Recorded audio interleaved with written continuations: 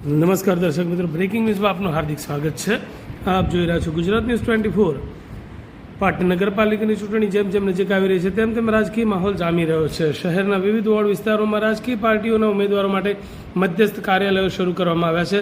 ત્યારે પાટણ શહેરના ward number 11ના કોંગ્રેસના ઉમેદવાર આશાબેન દેસાઈ ભવાનજી ઠાકોરના મધ્યસ્થ ચૂંટણી કાર્યાલયનું ઉદ્ઘાટન આજે પાટણના ધારાસભ્ય કિરીટભાઈ પટેલના હસ્તે કરવામાં આવ્યું હતું. આ પ્રસંગે ધારાસભ્ય કિરીટભાઈ પટેલે કોંગ્રેસના આગેવાનો કાર્યકરોને કોંગ્રેસ તરફી મતદાન કરાવવા અનુરોધ કર્યો હતો.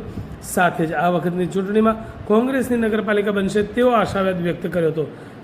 સભાને સંબોધતા કિરીટ પટેલે જણાવ્યું હતું કે કોંગ્રેસની નગરપાલિકા બનશે તો કોઈ પણ જાતનો ભ્રષ્ટાચાર થશે નહીં. વાદ વિવાદ વગર વિકાસના કામોને વેગવંતા બનાવવામાં આવશે.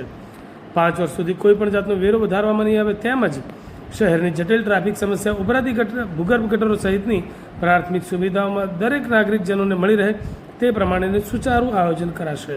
આ પ્રસંગે કોંગ્રેસના આગેવાનો કાર્યકરો મોટી સંખ્યામાં ઉપસ્થિત રહ્યા હતા.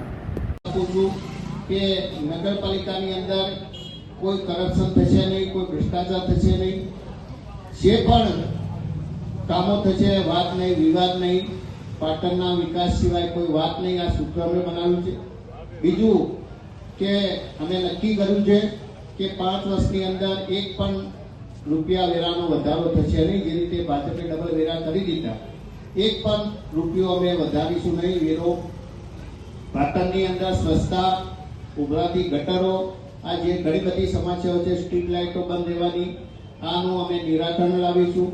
ટ્રાફિકની સમસ્યાનો કાયમી ઉકેલ થાય એના માટેના પ્રયાસો કરીશું.